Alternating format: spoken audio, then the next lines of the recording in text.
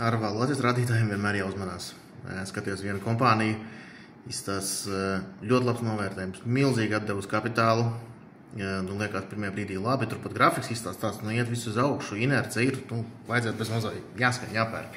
Bet pastoties mazliet tālāk, paskatāmies, kas ir noticis iepriekšējā ceturkšņā, ko te pārējā tā mākslīgiem intelekta čatiņiem, vai ir bijuši kaut kādi papildus ekstraordināri vai kaut kādi citi ienākumi pēdējās finanšu atskaitēs.